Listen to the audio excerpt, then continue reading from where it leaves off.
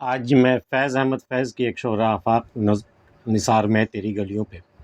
لے کر حاضر ہوا ہوں۔ حالانکہ یہ نظم انہوں نے اسیری کے دوران وہاں پاکستان میں لکھی تھی، لیکن اس کا اطلاق ہر اس ملک پہ ہوتا ہے جہاں بھی جابر اور ظالم حکمراں کی حکومت ہے۔ تو نظم ہے کہ نثار میں تیری گلیوں پہ اے وطن کے جہاں چلی ہے رسم کہ کوئی نہ سر اٹھا کے چلے، جو کوئی چاہنے والا طواف کو نکلے، نظر چرا کے چلے، جسم و جاں بچا کے چلے،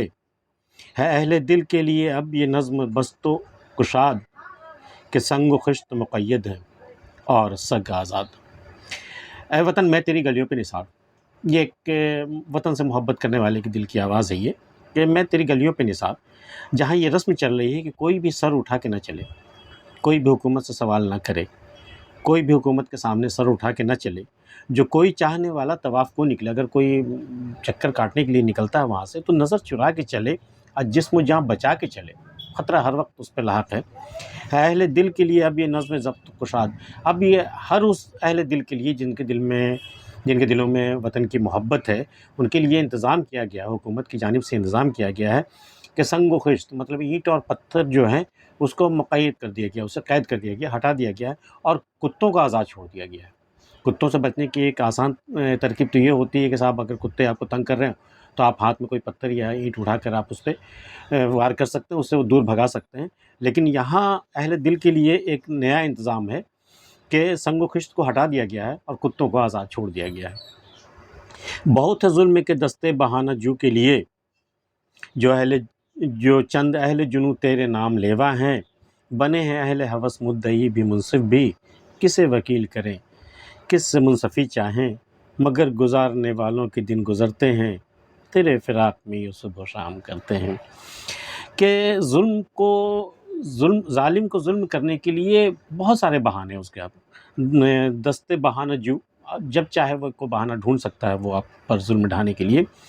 جو چند اہل جنوں، جو لوگ ہیں جن کے دلوں میں وطن کی سچی محبت ہے، اہل جنوں کہا ہے ان کو، جو تیرے نام لیوا بنے ہیں اہل ہوس مدعی بھی منصف بھی، جو اہل ہوس ہیں، جو اقتدار میں ہیں، جنہیں وطن سے کوئی محبت نہیں ہے، وہ ایک پاکھنڈ ہے، ایک مکار ہیں وہ لوگ، تو وہی منصف بنائے ہوئے ہیں، انصاف کرنے کا حق بھی وہی انہی کے پاس ہے۔ کسے وکیل کریں کس سے منصفی چاہیں، اب کس کو ہم وکیل مقرر کریں اور کس سے ہم انصاف مانگیں، مگر گزارنے والوں کے دن گزرتے ہیں، تیرے فراق میں یوں صبح و شام کرتے ہیں۔ اے وطن تیرے فراق میں یوں صبح و شام ہم کرتے رہتے ہیں، ہم تو اسیر ہیں، ہم تو اسیر زندہ ہیں، ہم تو کچھ کر نہیں سکتے، اپنی مرضی سے بول نہیں سکتے، کچھ کر نہیں سکتے، لیکن تیرے فراق میں ایک امید میں، تیرے فراق میں ہم یوں صبح و شام ہم کرتے رہتے ہیں۔ بجھا جو روزن زنداں تو دل یہ سمجھا ہے کہ تیری مانگ ستاروں سے بھر گئی ہوگی،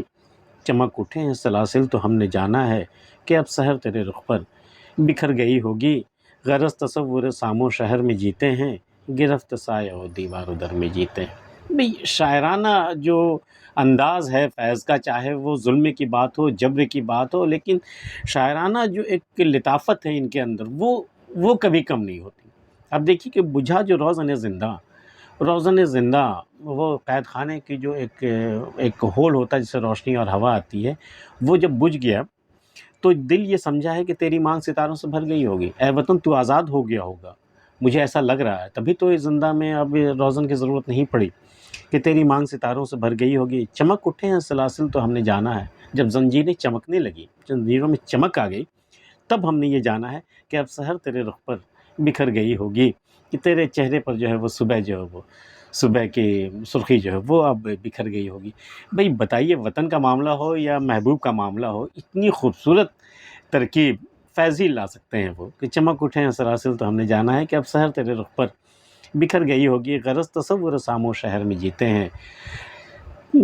گرفت سایہ دیوار در میں جیتے ہیں۔ غرض یہ ہے کہ ہم تیرے ہی تصور میں صبح و شام ہم کرتے ہیں،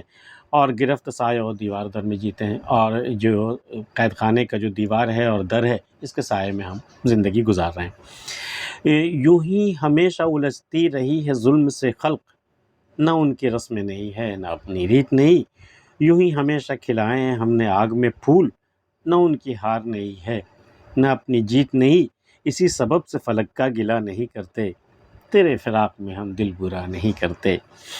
یہ تو ہمیشہ کا دستور ہے، جب سے دنیا بنی ہے کہ ظلم سے جو ہے وہ خلق پریشان رہی ہے، ہمیشہ الجھتی رہی ہے، ان کی کوئی ظالموں کی کوئی رسم نہیں ہے، اور یہ اس کی ریت بھی نہیں ہے۔ یوں ہی ہمیشہ کھلائے ہم نے آگ میں پھول، لوگ تو گلشن میں پھول کھلاتے ہیں، ہم تو آگ میں پھول کھلا رہے ہیں۔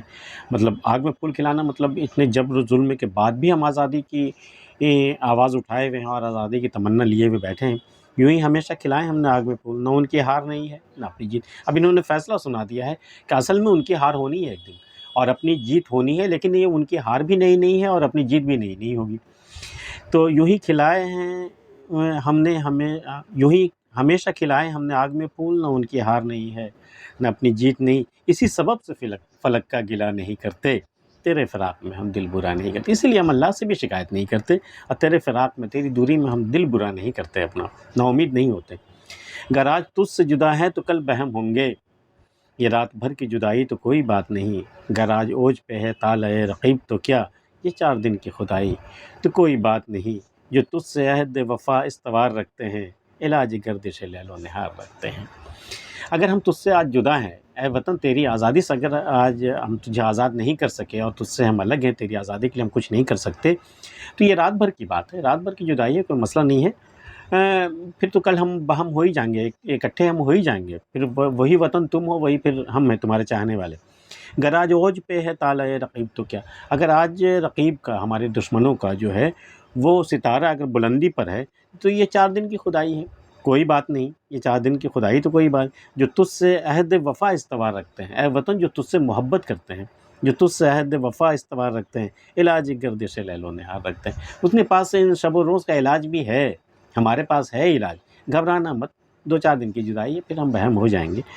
علاج گردش لیل و نہار رکھتے ہیں۔ تو فیض احمد فیض کی یہ غزل، یہ نظم آپ کو کیسی لگی ہمیں بتائیے گا۔ ملتے ہیں پھر کسی اگلی ویڈیو میں، اور اگر اس طرح کی چیزیں تو میں پیش کرتا رہتا ہوں، اگر آپ نے ہمارے چینل سبسکرائب نہیں کیا ہے کر لیجئے گا۔ تب تک کے لیے اللہ حافظ۔